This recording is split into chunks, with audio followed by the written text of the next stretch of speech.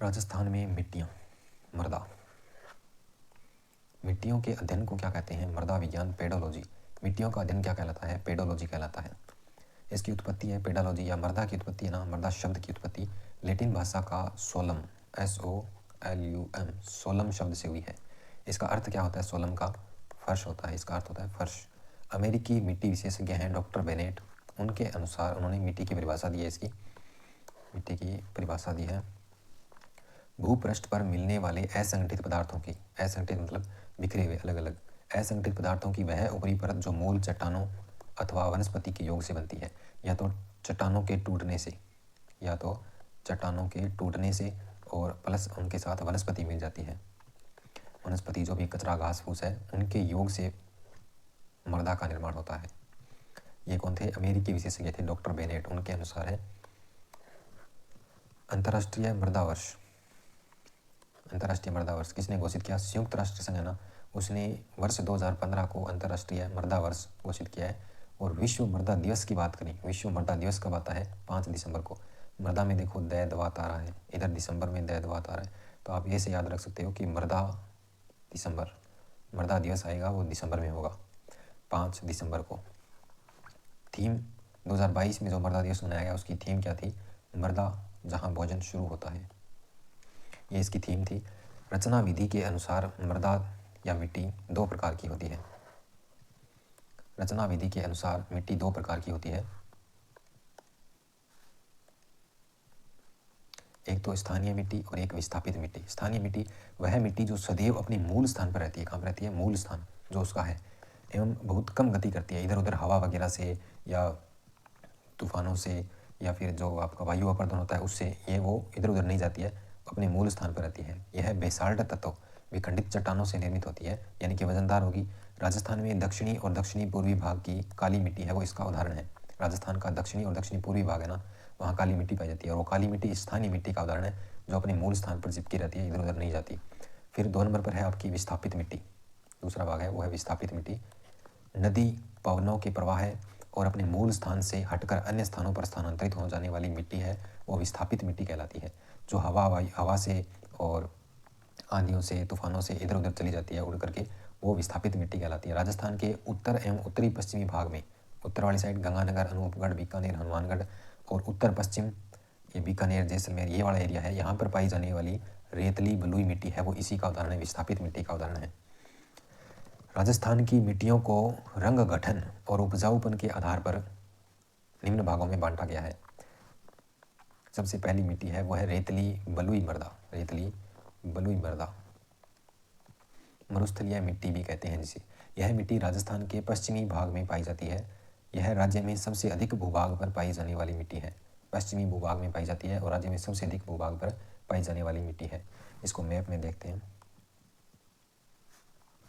ये रेतली बलुई मिट्टी है। ये देखो, उत्तरी राजस्थान को छोड़ दो और इधर ये अरावली से यहाँ पास ये इतना एरिया छोड़ दो, उसके बाद ये जो सारा एरिया है ना, ये वाला, यहाँ पर रेतली बलुई मिट्टी पाई जाती है। राजस्थान के पश्चिमी अर्धशुष्क वाला कुछ क्षेत्र और कुछ उत्तर का है, ये बीकानेर, हनुमानगढ़ का कुछ, और इधर जैसलमेर और नीचे बाड़मेर, ये वाला रेतली बलुई मिट्टी का एरिया है। तो ये रेतली बलुई मिट्टी का मैप था। मिट्टी राजस्थान के पश्चिमी भाग में पाई जाती है, ये वाली सबसे अधिक भूभाग पर पाई जाने वाली मिट्टी है। एरिया आपने देखा था काफ़ी ज़्यादा कवर कर रहा था, सबसे ज़्यादा यही पाई जाती है। इस मिट्टी के कण क्या होते हैं? मोटे मोटे होते हैं, नमी को रोकने में असमर्थ होते हैं, पानी नहीं रोक सकते, ये ज़्यादा देर गीले नहीं रह सकते। इसमें नाइट्रोजन और कार्बनिक तत्वों की कमी, ये तो लगभग पूरे राजस्थान में सभी मिट्टियों में यही कमी पाई जाएगी। एक तो नाइट्रोजन, एक कार्बनिक तत्वों की कमी, एक आधी मिट्टी होगी जिसमें ये वाले तत्व पाए जाएंगे। कैल्शियम व फास्फेट की अधिकता, मरुस्थलीय इलाके में जो मिट्टी पाई जाएगी ना, उसमें एक तो कैल्शियम और एक फास्फेट, ये 2 तत्व ज़्यादा होते हैं, इस कारण यह भूमि अनुपजाऊ होती है। इसमें पीएच का मान अधिक, इस मिट्टी में, मरुस्थलीय मिट्टी है रेतली बलुई, इसमें पीएच का मान है वो ज़्यादा होता है और जैविक पदार्थों की कमी पाई जाती है, यानी कि ह्यूमस की कमी पाई जाती है। यह मृदा पवनों के द्वारा स्थानांतरित होती रहती है। जो रेतली बलुई मिट्टी है वो पवनों के द्वारा स्थानांतरित भी होती है, मोटे कण हैं।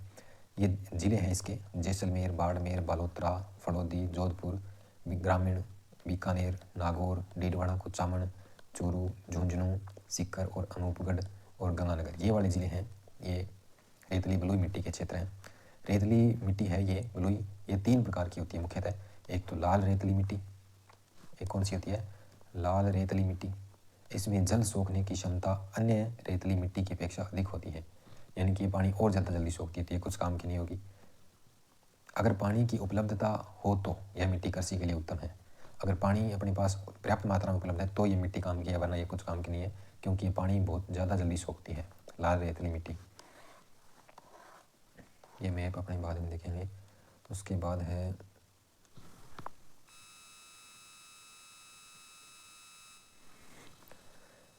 जिले हैं रेतली जो लाल मिट्टी थी उसके। जोधपुर ग्रामीण है एक तो, एक नागौर, एक डीडवाना कुचामन, एक पाली, जालोर, सांचौर, चूरू और झुंझुनू। इन इलाकों में ये लाल रेतली मिट्टी पाई जाती है। फिर है खारी मिट्टी, उसी का हिस्सा है, रेतली बलुई मिट्टी का हिस्सा है। इस मिट्टी में लवणों की अधिकता होती है। किसकी अधिकता होती है, लवणों की। इसी कारण इस मिट्टी में कृषि संभव नहीं है। ये मिट्टी खारी होती है, इसीलिए तो लवणों की अधिकता के कारण ही तो खारी होती है। ये नाम भी इसका इसी के कारण पड़ा है। केवल मृदा अवरोधी घासें उग सकती है इसमें, मृदा को रोकने के लिए, यानी कि इधर उधर हवा से उड़ करके स्थान न बदले, उसके लिए मृदा अवरोधी जो फालतू फालतू घास है वो उग सकती है इसमें। जिले हैं इसके जैसलमेर, बाड़मेर, बालोतरा, बीकानेर, नागौर, डीडवाना, कुचामन जिले के निम्न क्षेत्रों गर्तों में पाई जाती है ये। फिर तीसरा है उसका रेतली बलुई मिट्टी का प्रकार, भूरी पीली भूरी रेतली मिट्टी। इस मिट्टी का राज्य में प्रसार नागौर व पाली जिले में है। पीली, नागौर व पाली जिले में। इस मिट्टी में 3 से 4 फीट गहराई पर चूने की मिश्रित मिट्टी की परत पाई जाती है। एक नीचे क्या है, ऊपर मिट्टी है और ये 3-4 फुट नीचे एक चूने की परत पाई जाती है। स्टेप में होती है, तो इसलिए इसको स्टेपी मिट्टी भी कहते हैं। चूना है वो ऐसे स्टेप में होता है, यहाँ पे चूना है, फिर 3-4 फुट मिट्टी है, फिर बीच में चूना की परत फिर आ जाएगी। इस तरीके से ये स्टेप में बनी हुई है, इसलिए इसे स्टेपी मिट्टी भी कहते हैं। दूसरी मृदा है वो भूरी रेतली मिट्टी है। दूसरी मृदा कौन सी है, भूरी रेतली मिट्टी। रेत के छोटे छोटे टीलों वाले भागों में पाई जाने के कारण भूरी रेतली मिट्टी को ग्रे पेंटेड, धूसर मरुस्थलीय या सिरोंजम मिट्टी भी कहते हैं। छोटे छोटे टीलों वाले भाग में पाई जाती है, इसलिए इसको ग्रे पेंटेड, धूसर या मरुस्थलीय, सिरोंजम मिट्टी कहते हैं। इसका रंग भूरा होता है। इसका प्रसार क्षेत्र है वो अरावली के पश्चिम में, बाड़मेर, बालोतरा, जालोर, सांचौर, जोधपुर ग्रामीण, पाली, नागौर, डीडवाना, कुचामन, सिरोही, सीकर, झुंझुनू, नीम का थाना, इन जिलों में ये विस्तृत है। भूरी रेतली मिट्टी को मैप में देखेंगे अपने। ये देखो, ये अरावली के पश्चिम में बोला इसने, ये वाली अरावली है यहाँ पर, ये है अरावली आपकी। इसके जस्ट पास में एक तो रेतली बलुई मिट्टी वाला ये एरिया छोड़ करके इन दोनों के जो बीच में ये वाला क्षेत्र है ना, यहाँ पर ये आपकी रेतली भूरी मिट्टी पाई जाती है, जिसे अपने सिरोंजम, ग्रे पेंटेड, धूसर मरु मिट्टी कहते हैं। रेतली भूरी मृदा है ये वाला इसका क्षेत्र है।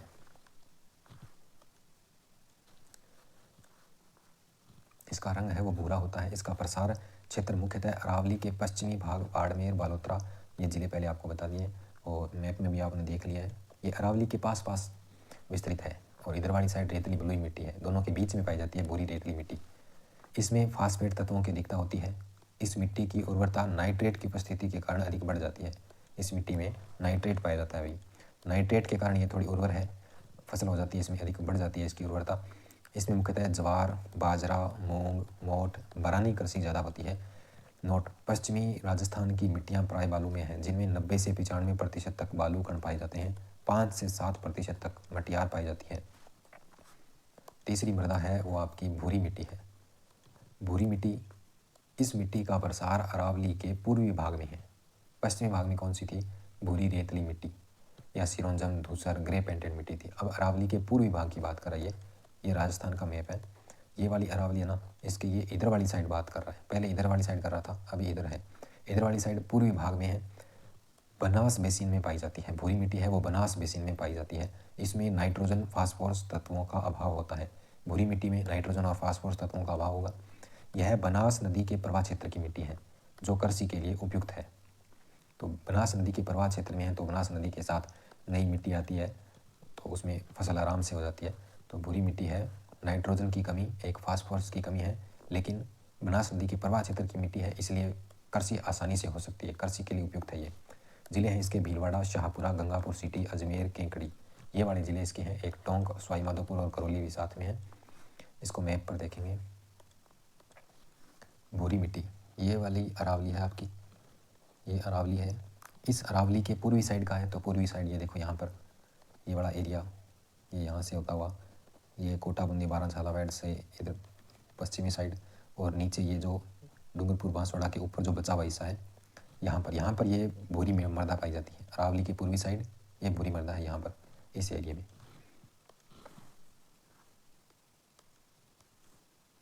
भूरी मृदा का हो गया। उसके बाद लाल पीली मिट्टी है, 4 नंबर की मिट्टी है वो लाल पीली मिट्टी है। इस मृदा का रंग लाल रंग है, वो लोह ऑक्साइड के कारण होता है। जिस मृदा में लोह ऑक्साइड का तत्व ज़्यादा पाया जाएगा ना, वो उसका रंग लाल होता है, तो उसकी उपस्थिति के कारण इसका रंग लाल होता है। लेकिन जल योजित रूप में यह मिट्टी पीली दिखाई पड़ती है। जब पानी इसके ऊपर खड़ा होता है ना, या पानी से ये गीली हो जाती है, तो ये पीली दिखाई देती है। इसलिए इस मृदा को लाल पीली मृदा के नाम से जानते हैं। इसको लाल पीली मृदा कहा जाता है। इसमें चीका और दोमट दोनों प्रकार की मिट्टियाँ पाई जाती है। इसमें चीका और दोमट दोनों प्रकार की मिट्टियाँ पाई जाती है। जो लाल पीली मिट्टी है इसका निर्माण है वो ग्रेनाइट, शिस्ट, नीस चट्टानों से टूटने से हुआ है। ग्रेनाइट और शिस्ट और नीस इन चट्टानों के छोटे छोटे टुकड़े होने से इस मृदा का निर्माण हुआ है। इस कारण नाइट्रोजन, कैल्शियम और कार्बनिक यौगिकों की कमी होगी, लो ऑक्साइड अधिक होगा। नाइट्रोजन तो सब में कम पाया जाएगा। नाइट्रोजन, कैल्शियम और कार्बनिक यौगिक इन तीनों की कमी होगी। लो ऑक्साइड है वो पर्याप्त मात्रा में पाया जाएगा। इसके कारण तो इसका रंग है वो लाल होता है, और जब इसमें ये पानी से गीली हो जाती है तब ये इसका पीला कलर दिखाई देता है, तो इसीलिए इसको लाल पीली मृदा कहते हैं। यह मिट्टी मूंगफली और कपास के लिए उपयुक्त है। किसके लिए? मूंगफली और कपास के लिए उपयुक्त है।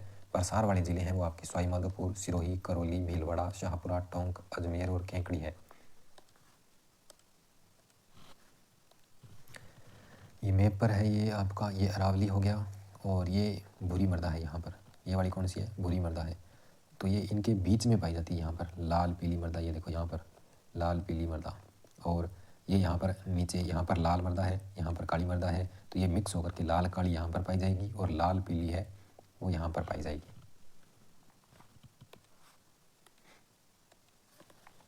उसके बाद 5 नंबर की मृदा है वो है कछारी मृदा, जलोढ़ मृदा या दोमट मिट्टी। कछारी मृदा, जलोढ़ मृदा या फिर दोमट मिट्टी कहते हैं अपने। यह राजस्थान के पूर्वी मैदानी भागों में पाई जाती है। कछारी मृदा, जलोढ़ मृदा है, ये राजस्थान के पूर्वी मैदानी भाग है, वहाँ पाई जाती है। इसमें क्या होता है? चूना, फास्फोरस और ह्यूमस की कमी पाई जाती है। अपने मरुस्थल से दूर आ चुके हैं इधर पूर्वी मैदानी भागों में, तो पूर्वी मैदानी भाग है तो इसके प्रभाव है वो ख़त्म हो जाएंगे यहाँ पर। इसमें चूना, फास्फोरस और ह्यूमस इनकी कमी पाई जाती है। पहले फास्फोरस, चूना ये ज़्यादा हो रहे थे, अभी देखो यहाँ पे आके कम हो गए। लेकिन नाइट्रोजन की अधिकता बढ़ गई, ये चीज़ बढ़िया है। नाइट्रोजन की अधिकता बढ़ेगी तो उपजाऊपन भी बढ़ेगा। तो पूर्वी राजस्थान में जलोढ़ मृदा पाई जाती है, और पूर्वी जलोढ़ मृदा पाई जाती है। जलोढ़ मृदा में नाइट्रोजन अधिक होती है। नाइट्रोजन की अधिकता के कारण यह मिट्टी सर्वाधिक उपजाऊ होती है। सबसे ज़्यादा उपजाऊ है वो यही मृदा है बस। नाइट्रोजन सिर्फ इस कछारी मृदा में ही पाई जाएगी। जिले जयपुर ग्रामीण, अलवर, खेरथल, तिजारा, कोटपुतली, बहरोड़, दौसा, टोंक, सवाई माधोपुर, गंगापुर सिटी, करौली, धौलपुर, भरतपुर, डीग, कोटा का कुछ भाग में ये मृदा पाई जाती है। इसको मैप पर दिखा देते हैं आपको। कछारी, जलोढ़, दोमट मिट्टी, जलोढ़ मृदा, मुख्य रूप से जलोढ़ मृदा कहते हैं इसे। ये है जलोढ़ मृदा का एरिया, ये वाला है पूर्वी राजस्थान। जलोढ़ मृदा, कछारी मृदा, दोमट मृदा, इसमें क्या नाइट्रोजन भरपूर पाया जाता है, नाइट्रोजन। और पहले यहाँ वाली मृदा है ना, इनमें देखो फास्फोरस और इनकी ज़्यादा थे ये, लेकिन इधर आते ये कम हो गई और नाइट्रोजन बढ़ गया, और इधर जाते नाइट्रोजन कम हो जाएगा, फास्फेट ये वगैरह बढ़ जाएंगे। ये आपको एक ज़रूरी सूचना देनी है। इसमें अपने चैनल पे मान लीजिए कोई वीडियो में 500 व्यू आ रहे हैं, तो 500 में से 400 बंदे ऐसे हैं जिन्होंने चैनल को सब्सक्राइब नहीं कर रखा है और वो वीडियो देखते हैं, और 100 एक ऐसे हैं जिन्होंने सब्सक्राइब कर रखा है। तो प्लीज़ वीडियो को लाइक करें और चैनल को सब्सक्राइब ज़रूर करें। चलो आगे और देखते हैं। इसमें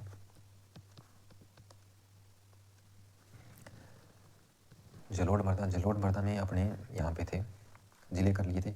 उसके बाद यह नदियों द्वारा बहाकर लाई गई मिट्टी होती है। पश्चिमी राजस्थान में हनुमानगढ़, गंगानगर, अनूपगढ़ में मिलती है। पश्चिमी राजस्थान में ये हनुमानगढ़, गंगानगर, अनूपगढ़ में मिलती है। मिलने का कारण आपकी घग्गर नदी है, नाली, जिसके कारण। छठी मृदा है वो है आपकी काली, मध्यम काली, रेगर मिट्टी। काली मृदा, मध्यम काली मृदा या रेगुर मिट्टी कहते हैं। इसमें फास्फेट, नाइट्रोजन व जैविक पदार्थों की कमी, इसमें सारी कम हो गई। देखो नाइट्रोजन तो कम हुआ ही, साथ में फास्फेट भी कम है और जैविक पदार्थों यानी कि कार्बनिक तत्व है वो भी कम है। पोटास और कैल्शियम बढ़ गया है इसमें क्या बढ़ा है? पोटास और कैल्शियम बढ़ गया है। मुख्यतः इसमें फसलें होती है वो कपास के लिए सबसे बेस्ट मिट्टी है ये काली मिट्टी। धनिया, चावल, सोयाबीन, दालों के लिए उपयुक्त होती है। मिट्टी कपास की कृषि के लिए उपयुक्त है। ये काली मृदा है, ये कपास की कृषि के लिए उपयुक्त है। इसे कपास की काली मिट्टी, ब्लैक कॉटन सॉइल भी कहते हैं। इसे ब्लैक कॉटन सॉइल भी कहा जाता है। यह मिट्टी गीली होने पर फूल जाती है और चिपचिपी हो जाती है, सूखने पर यह सिकुड़ जाती है। इस प्रकार शुष्क ऋतु में भी इस मिट्टी में चौड़ी दरारें पड़ जाती हैं। इसे स्वतः जुताई वाली मिट्टी भी कहते हैं, इसलिए यानी कि ये सूखने पे इसे दूर दूर हो जाते हैं, बीच में खड्डे से पड़ जाते हैं, तो स्वतः ही जुताई हो जाती है और इसलिए इसको स्वतः जुताई वाली मिट्टी कहते हैं। इसके कण है ना वो बारीक कण होते हैं, नमी धारण की क्षमता अधिक होती है, पानी को ज़्यादा देर तक रख सकती है नमी, मिट्टी में गीलापन ज़्यादा देर तक रहता है। यह उपजाऊ मिट्टी है जो ज्वालामुखी निर्मित बेसाल्ट चट्टानों के अपरदन से बनी हुई है। ज्वालामुखी निर्मित है तो जैविक पदार्थ स्वाभाविक सी बात है नहीं होंगे इसमें। प्रसार वाले जिले हैं राजस्थान के दक्षिणी पूर्वी भाग में, विशेषकर हाड़ौती में, कोटा, बूंदी, बारां, झालावाड़ में काली मिट्टी पाई जाती है। काली मृदा कहाँ पर पाई जाती है? तो कोटा, बूंदी, बारां, झालावाड़, जो हाड़ौती वाला एरिया ना उसमें पाई जाती है। मैप पर देखेंगे इसको, ये काली मृदा का ये वाला एरिया, काली मृदा का कोटा, बूंदी, बारां, झालावाड़, यहाँ पर काली मृदा पाई जाती है। उसके बाद है 7 नंबर मिट्टी है वो लाल लोमी मिट्टी, जिसे लेटेराइट मृदा भी कहते हैं। लाल लोमी मिट्टी जिसे लेटेराइट मृदा भी कहते हैं, इसका निर्माण किससे होता है? सफ्टकीय कायांतरित चट्टानों से हुआ है, जिसमें नाइट्रोजन, कैल्शियम और फास्फोरस इनकी कमी होगी। लौह तत्व की अधिकता होगी। लौह तत्व की अधिकता होने के कारण इस मिट्टी का रंग है वो लाल होता है। तो लाल लोमी मिट्टी लेटेराइट मिट्टी कहते हैं। यह एक स्थानीय मिट्टी है, यानी कि जो हवा से नहीं उड़ती है, स्थान चेंज नहीं करती है, वो स्थानीय मिट्टी है। इसके कण होते हैं वो बारीक होते हैं, लंबे समय तक आर्द्रता बनाए रखती है, इसलिए कम वर्षा में अच्छी फसल होती है। यहाँ पर मक्का, चावल, गन्ने की फसल के लिए सर्वाधिक उपयुक्त होती है। राजस्थान के दक्षिणी भाग में पाई जाती है ये, बांसवाड़ा, डूंगरपुर, उदयपुर, सलूम्बर, चित्तौड़गढ़, तो राजस्थान के दक्षिणी भाग में पाई जाएगी। इसको मैप पर देखते हैं अपने, ये दक्षिणी भाग है राजस्थान का।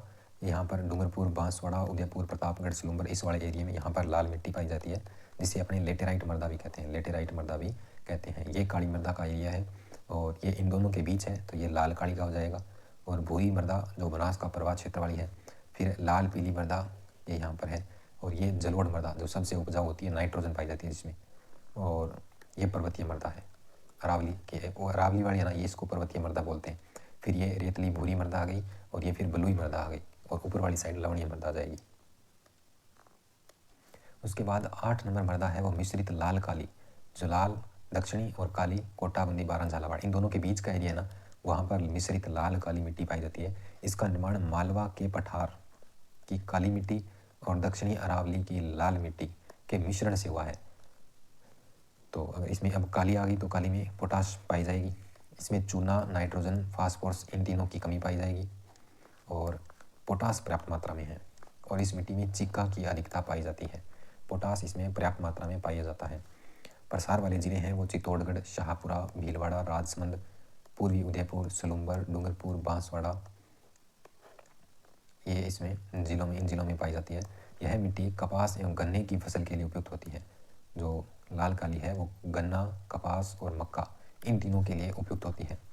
9 नंबर मिट्टी है वो लवणीय मिट्टी है, मुख्यतः बाड़मेर, बालोतरा, सांचौर, जालौर, पाली में पाई जाती है, लेकिन रूपांतरित मिट्टी होने के कारण ये गंगानगर, अनूपगढ़ और बीकानेर में भी पर्याप्त मात्रा में पाई जाती है। इसको मैप पे देखते हैं अपने,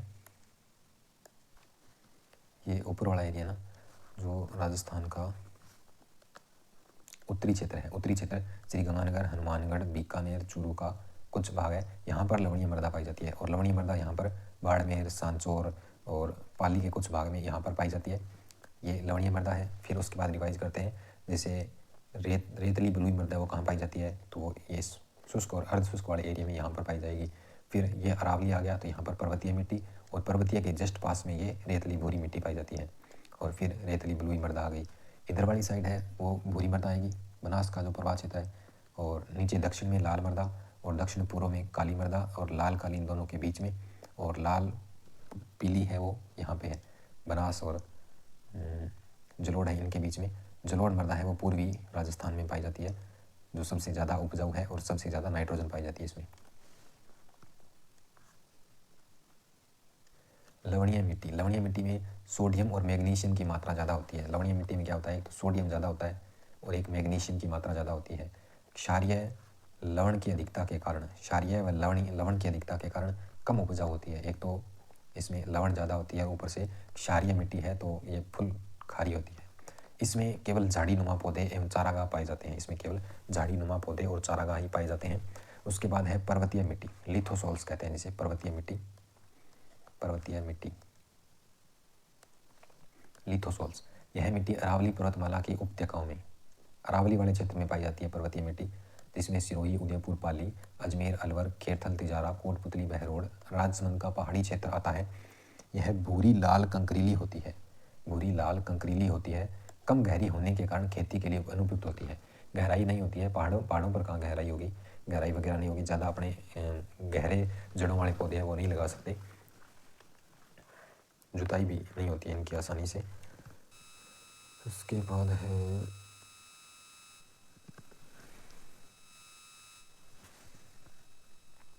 1991 में अमेरिका के कृषि वैज्ञानिकों ने विश्व की मिट्टियों को विविध गुणों एवं रासायनिक संरचना के आधार पर 11 प्रकारों में विभाजित किया है, जिसके आधार पर राजस्थान की मिट्टियों को 5 उपभागों में विभाजित किया गया है। 5 उपभागों में विभाजित किया गया है राजस्थान की मिट्टियाँ। ये मृदा का वैज्ञानिक वर्गीकरण है। एंटीसोल, एरिड सोल, एल्फीसोल, इंसेप्टिसोल और वर्टिसोल, 3 और 2, 5 भागों में बांटा गया है इसको। अरावली की मिट्टियाँ हैं, इनको 5 भागों में, अरावली की क्या है, राजस्थान की मिट्टियाँ, इनको 5 भागों में बांटा गया है अमेरिका के कृषि वैज्ञानिकों ने। ये वर्गीकरण है, वैज्ञानिक वर्गीकरण है। एंटीसोल, एरिड सोल, एल्फीसोल, इंसेप्टिसोल और वर्टिसोल। इसको मैप पे देखते हैं पहले अपने, कहाँ कहाँ पाई जाती है, ताकि आगे पढ़ने में आसानी रहेगी उससे।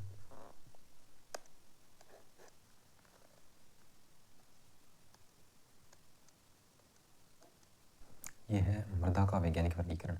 जो शुष्क क्षेत्र है ना, शुष्क मरुस्थल है, उसमें एंटीसोल बोलेंगे उसको, और अर्ध शुष्क क्षेत्र है उसको एरिड सोल बोलेंगे। एरिड सोल अर्ध शुष्क को बोलेंगे, एंटीसोल शुष्क को बोलेंगे, इतना याद रखना है। उसके बाद एल्फीसोल, ये वाला ऊपर वाला एरिया ना, पश्चिमी नहीं, पूर्वी मैदानी भाग है, वो एल्फीसोल कहलाता है। और इंसेप्टिसोल है जो दक्षिणी भाग है, वो इंसेप्टिसोल, और साइड वाले को अपने क्या बोलते हैं, वर्टी, तो ये वर्टिसोल है। वर्टिसोल कोटाबंदी, बारह, झालावाड़। इंसेप्टिसोल दक्षिणी राजस्थान, पूर्वी राजस्थान। एल्फीसोल एरिड सोल अर्ध शुष्क को, एंटीसोल शुष्क को, 5 भागों में बांटा है। मृदा का वैज्ञानिक वर्गीकरण है, मृदा का वैज्ञानिक वर्गीकरण है ये। सबसे पहला है एंटीसोल। एंटीसोल पीली भूरी मिट्टी, राजस्थान के सर्वाधिक क्षेत्र में विस्तृत है, शुष्क वाला एरिया है ये, उसमें एंटीसोल। राजस्थान के पश्चिमी भाग के लगभग सभी जिलों में पाई जाती है ये। फिर आती है एरिड सोल, जो अर्ध शुष्क क्षेत्र में सीकर, चूरू, झुंझुनू, नागौर, डीडवाना, कुचामन, जोधपुर ग्रामीण, पाली, जालोर, सांसौर, इन जिलों में पाई जाती है। यह मिट्टी शुष्क और अर्ध शुष्क जलवायु प्रदेशों में, यानी कि दोनों में पाई जाती है।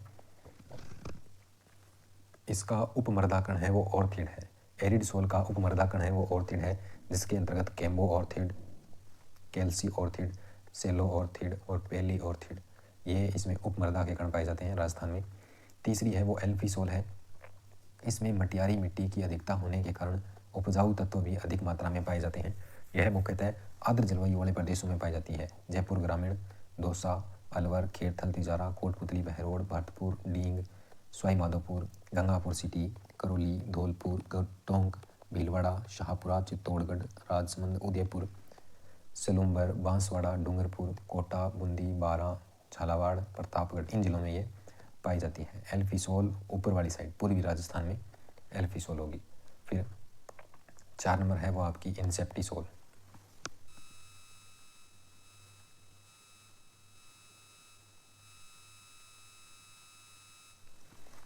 चार नंबर है वो इंसेप्टिसोल है। इंसेप्टिसोल कहाँ पर, इन बोले तो नीचे दक्षिणी राजस्थान में आर्द्र मिट्टी है।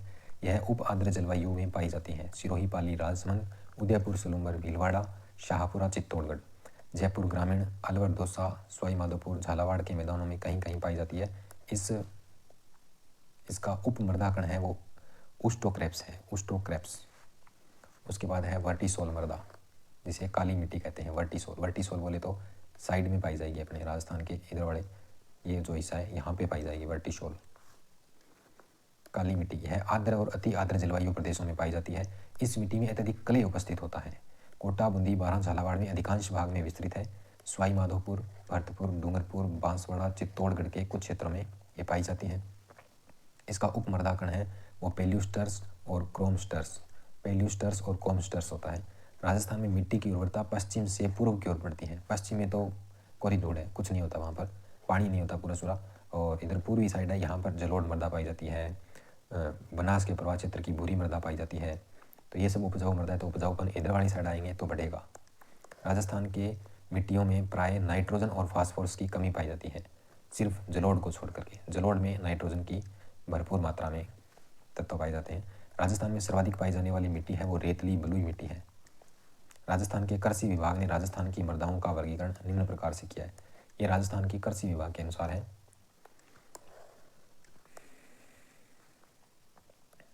मृदा का प्रकार और जिले।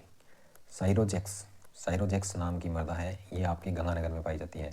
साइरोजेक्स और रेवेरिना, रेवेरिना ये दोनों इकट्ठी आती है। साइरोजेक्स और रेवेरिना, श्री गंगानगर। साइरोजेक्स और रेवेरिना कहाँ पर? श्री गंगानगर। और उसके बाद मरुस्थलीय मृदा है वो गंगानगर, चूरू, झुंझुनू, बीकानेर, जैसलमेर, नागौर, बाड़मेर और जोधपुर एवं सीकर इस क्षेत्र में पाई जाती है। फिर जिप्सी फेरस है ना, ये बीकानेर में पाई जाती है। जिप्सी फेरस कहाँ पर? बीकानेर में। जिप्सी फेरस बीकानेर में। फिर ग्रे ब्राउन जलोढ़ मृदा, ग्रे ब्राउन जलोढ़ मृदा ये जालोर, पाली, नागौर, अजमेर एवं सिरोही इस क्षेत्र में पाई जाती है। फिर नॉन कैल्सी ब्राउन मृदा है, ये जयपुर, सीकर, झुंझुनू, नागौर, अजमेर एवं अलवर इस एरिया में पाई जाती है। नवीन जलोढ़ मृदा है, ये अलवर, भरतपुर, सवाई माधोपुर एवं जयपुर, ये जो नदियों के मैदान है ना वहाँ पर पाई जाएगी नवीन जलोढ़ मृदा। पीली भूरी मृदा, yellow brown soils, yellowish brown soils, Jaipur, Tonk, Sawai Madhopur, Bhilwara, Chittorgarh, Udaipur इन क्षेत्रों में पाई जाती है। नवीन भूरी मृदा है वो कहाँ पाई जाती है? भीलवाड़ा एवं अजमेर में। नवीन भूरी मृदा भीलवाड़ा, अजमेर। पर्वतीय मृदा उदयपुर एवं कोटा में। लाल लोमी मृदा है वो डूंगरपुर, बांसवाड़ा दक्षिणी एरिया। काली गहरी मध्यम मृदा कोटा, बूंदी, भीलवाड़ा, चित्तौड़गढ़, भरतपुर, झालावाड़ इस क्षेत्र में पाई जाएगी। फिर है कैल्सी ब्राउन मरुस्थलीय मृदा, ये जैसलमेर एवं बीकानेर में। कैल्सी ब्राउन जैसलमेर, बीकानेर। मरुस्थल एवं बालू का स्तूप जोधपुर, बाड़मेर, जैसलमेर एवं बीकानेर इन क्षेत्रों में पाई जाती है। राजस्थान में मिट्टी से संबंधित कुछ प्रमुख समस्याएं हैं। मिट्टी से संबंधित क्या है? समस्याएं हैं, वो कौन कौन सी समस्याएं हैं?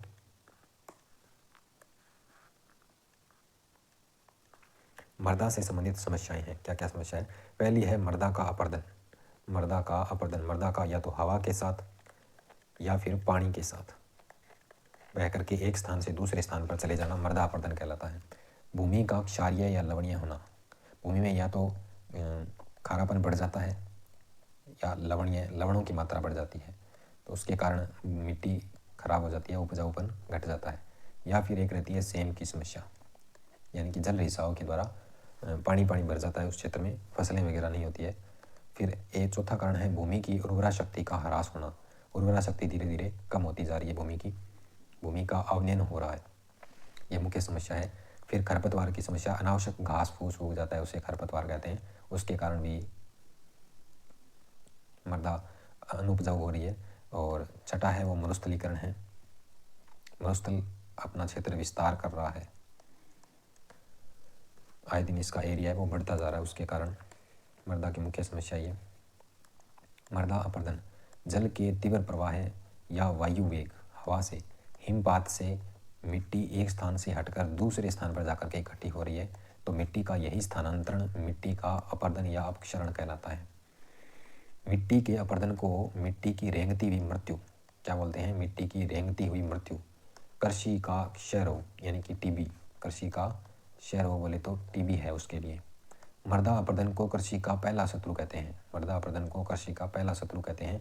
राज्य के कुल भौगोलिक क्षेत्रफल का लगभग 1/3 भाग, 1/3 भाग मिट्टी अपरदन की समस्या से ग्रस्त है। राजस्थान का जितना भी भौगोलिक क्षेत्रफल है ना, उसका 1/3 भाग मृदा अपरदन से ग्रसित है। राजस्थान में मुख्यतः 2 प्रकार का मृदा अपरदन होता है। कितने टाइप का होता है? 2 प्रकार से। एक तो पहला जल से, जिसकी भयंकर कमी है, और एक वायु से, आंधी से। सही बोले तो आंधी से। राजस्थान में वायु अपरदन से प्रभावित होने वाला क्षेत्र सर्वाधिक है, क्योंकि पानी तो है ही नहीं, तो वायु से ही होगा। जल अपरदन, जब जल के बहाव के साथ मिट्टी का अपरदन होता है तो वह जल अपरदन कहलाता है। जल के बहाव के साथ मिट्टी एक स्थान से दूसरे स्थान पर जाती है तो वो जल अपरदन कहलाता है। राजस्थान की लगभग 4 लाख हेक्टेयर भूमि है, वो प्रत्यक्ष या अप्रत्यक्ष रूप से जल अपरदन से प्रभावित है। राजस्थान में जल अपरदन से सर्वाधिक प्रभावित क्षेत्र कौन सा है? तो वो चंबल है। भयंकर समस्या है वहाँ की बीहड़। चंबल एवं उसकी सहायक नदियों द्वारा हजारों हेक्टेयर भूमि है, हजारों हेक्टेयर कृषि योग्य भूमि थी, उसको उन्होंने बीहड़ों में तब्दील कर दिया है। यानी कि चंबल अपने पानी के साथ में कटाव कर जाती है कहीं पर, तो वो बीहड़ बन जाता है। संपूर्ण हाड़ौती का पठार जल अपरदन से प्रभावित है। राजस्थान में सर्वाधिक जल अपरदन वाला जिला कौन सा है? तो वो कोटा है। सर्वाधिक जल अपरदन वाला संभाग पूछे तो कोटा संभाग पूरा है। उसके बाद है लंबवत या अवनालिका अपरदन। इसमें क्या होता है? लंबवत या अवनालिका अपरदन जल का तीव्र प्रवाह है जब मिट्टी को एक स्थान से गहराई से काट देता है। नाली नुमा कटाव, ये मान लीजिए कोई किनारा है भूमि का, इधर से नदी आएगी, ये ऐसे धीरे धीरे नीचे गिरेगी ना, तो यहाँ से कटते कटते एक ऐसे खड्डा सा बन जाता है, नाली नुमा कटाव पड़ जाता है इसमें, ऐसे धीरे धीरे नीचे चला जाता है और ये नाली नुमा कटाव पड़ जाता है। तो ये मिट्टी यहाँ से बह करके नीचे चली गई ना, तो इसको अवनालिका अपरदन या लंबवत अपरदन कहते हैं। राजस्थान में नदियों द्वारा बीहड़ प्रभावित क्षेत्र है वो 4,51,700 हेक्टेयर है। 4,51,700 हेक्टेयर है। राजस्थान में नदियों द्वारा बीहड़ प्रभावित क्षेत्र सबसे ज़्यादा है वो चंबल का है, और इससे प्रभावित जिला कौन सा है? कोटा, बूंदी, सवाईमाधोपुर और भरतपुर। उसके बाद काली सिंध का है, सबसे प्रभावित कोटा है इससे। पार्वती कोटा को प्रभावित करती है। बनास, सवाईमाधोपुर, टोंक और भीलवाड़ा को। पांचना ये सवाईमाधोपुर को। राजस्थान में सर्वाधिक अवनालिका अपरदन वाली नदी कौन सी है? अगर ये पूछ लिया जाए कि राजस्थान में सर्वाधिक अवनालिका अपरदन वाली नदी कौन सी है, तो वो आपकी चंबल होगी। राजस्थान में सर्वाधिक अवनालिका अपरदन वाला जिला पूछे तो कोटा होगा। जब नदी द्वारा गहरा अपरदन हो तो इससे बनी हुई आकृतियाँ बीहड़ कहलाती है। जैसे वो नाली नुमा कटाव था ना यहाँ पर, तो वो जब ज़्यादा गहरा हो जाए तो उसको बीहड़ बोलते हैं, या उत्खात स्थलाकृति कहते हैं। उत्खात स्थलाकृति या बीहड़। राजस्थान में बीहड़ भूमि द्वारा प्रभावित कुल क्षेत्रफल, बीहड़ भूमि द्वारा प्रभावित कुल क्षेत्रफल है वो 4,51,700 हेक्टेयर है।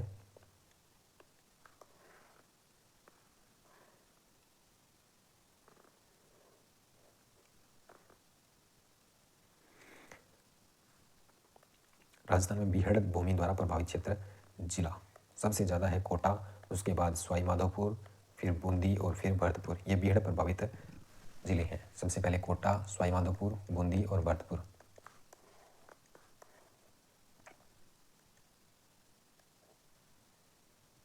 राजस्थान में बीहड़ भूमि द्वारा सर्वाधिक प्रभावित जिले कोटा, सवाईमाधोपुर, बूंदी और भरतपुर।